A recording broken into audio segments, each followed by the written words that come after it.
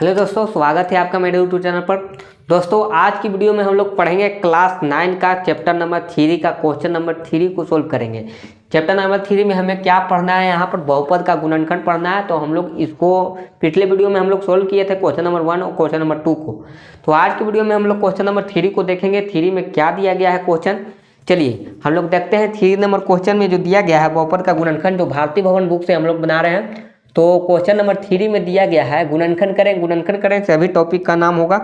और यहाँ पर जो है गुणनखंड पहला क्वेश्चन जो दिया गया है, आपका दिया गया है पहला क्वेश्चन 4a² - 9b², इस तरह से दिया गया है 4a² - 9b²। तो ये फार्मूला आधारित क्वेश्चन है। चलिए ये फार्मूला आधारित क्वेश्चन है, आपको बनाना होगा। इसमें टोटल 6 क्वेश्चन दिया गया है। तो चलिए हम लोग बना लेते हैं। इसका जो फार्मूला होगा, यहाँ पर फार्मूला आपको क्या लगाना है, a² - b² लगाना है। और इसका जो फार्मूला क्या बनता है, a - b × a + b होता है। देखिएगा a + b होता है, यही फार्मूला आपका होता है। इसी फार्मूला पे आपको बनाना है, ठीक है। इसी फार्मूला पे आपको इसको सोल्व कर देना है। तो यहाँ पर देख सकते हैं 4 को क्या लिख सकते हैं, यहाँ पर 4 को आप लिख सकते हैं 2 और a का होल स्क्वायर माइनस इसको लिख सकते हैं 3b का होल स्क्वायर, इस तरह से लिख सकते हैं। और यहाँ पर इसको लिखिएगा जब इस तरह से, तो a हो जाएगा आपका a²। ये पूरा को a² समझिए, ये पूरा को b² समझिए। तो a² - b² बराबर क्या होता है, a + b होता है और a - b होता है। तो एक बार प्लस में एक बार माइनस में लिख देना है, यानी कि कहने का मतलब है 2a - 3b। और एक बार आपको प्लस में लिख देना है 2a + 3b, इस तरह से आपको लिख देना है।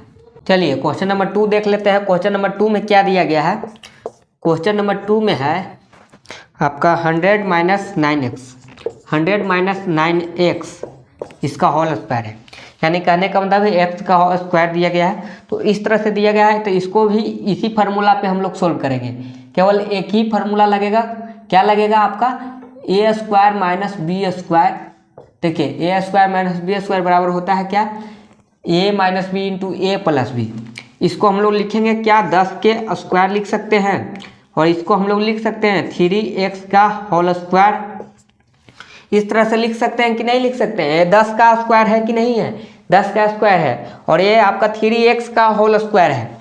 तो यहाँ पर आपको समझना है कि a² हो गया माइनस b² हो गया, बराबर क्या होता है a + b। एक बार माइनस में लिखिए या प्लस में पहले लिख लीजिए, कोई बात नहीं, आगे पीछे लिख सकते हैं।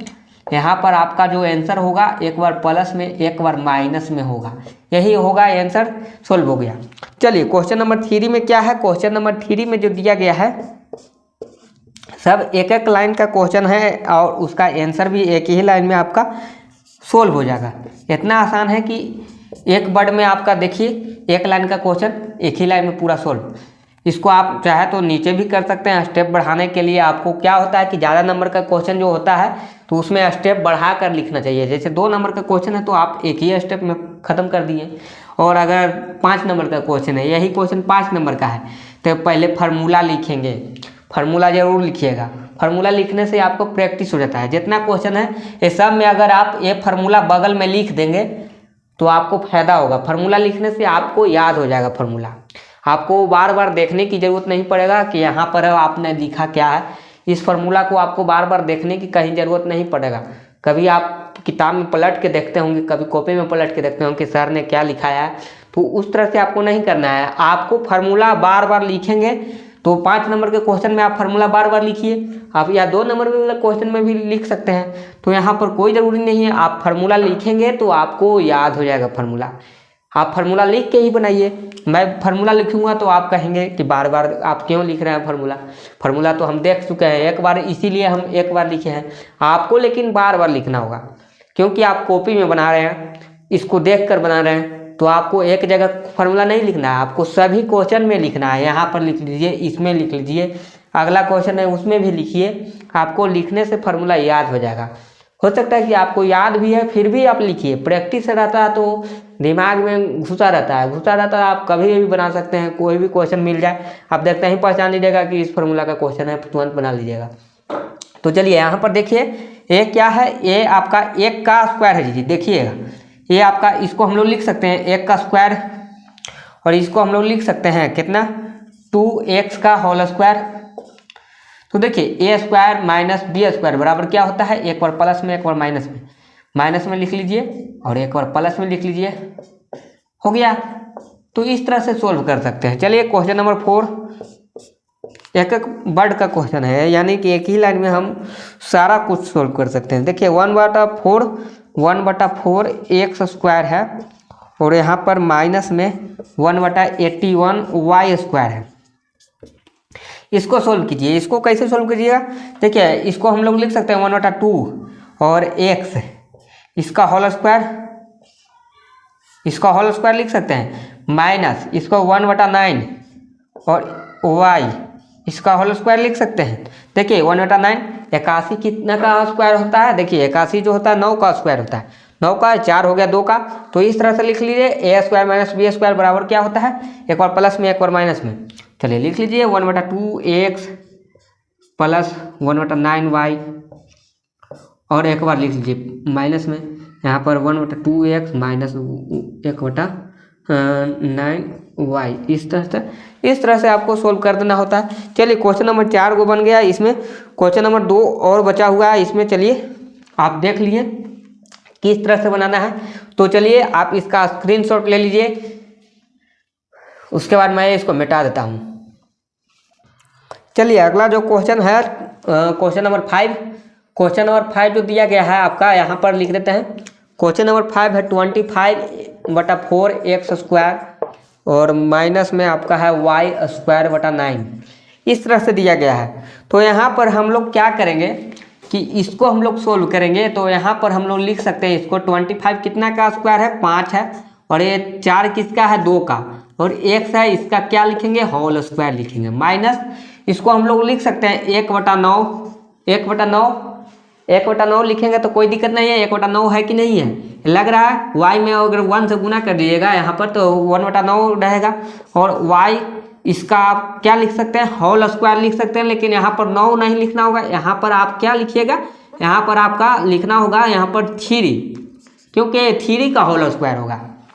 तो इस तरह से लिख दीजिए, प्लस में हो गया माइनस में हो गया, यानी कि यहाँ पर देखिए a square minus b square बराबर क्या हो गया, इसको एक बार प्लस में तो 5/2 एक्स है, और यहाँ पर माइनस में लिखिएगा तो 1/3 वाई, इस तरह से, और यहाँ पर हो जाएगा 5/2 एक्स प्लस में आपका 1/3 वाई।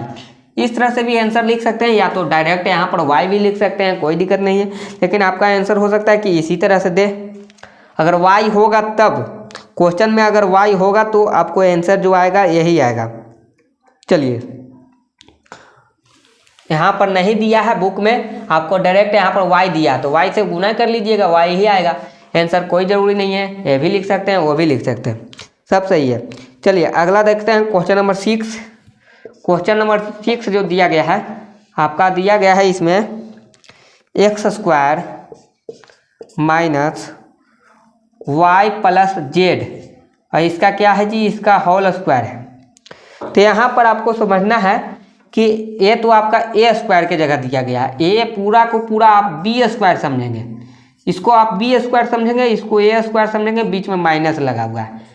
इसका फार्मूला तो आपको मालूम होगा, ये समझाने के लिए हम लिख रहे हैं, इसको आप उतारिएगा नहीं, इसको समझाने के लिए केवल लिख रहे हैं।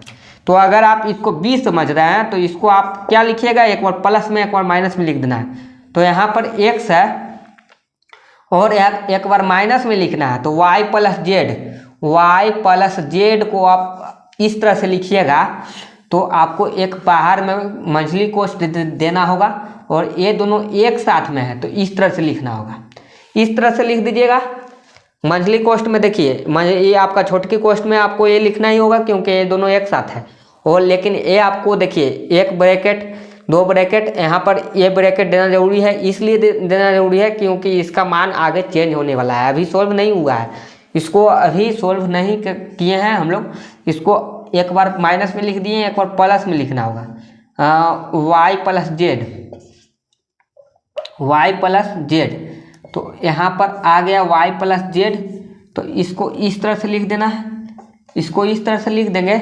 तो यहाँ पर आप समझेंगे क्या कि यहाँ पर देखिए माइनस प्लस क्या होता है, माइनस होता है, साइन चेंज हो जाएगा यहाँ से आपको साइन चेंज होगा। ये आपको लिखने की कोई आवश्यकता नहीं है, ये आप नहीं लिखिएगा, आपको यहाँ से केवल लिखना है, ये पूरा लिखना है, ये वाला लिखना है।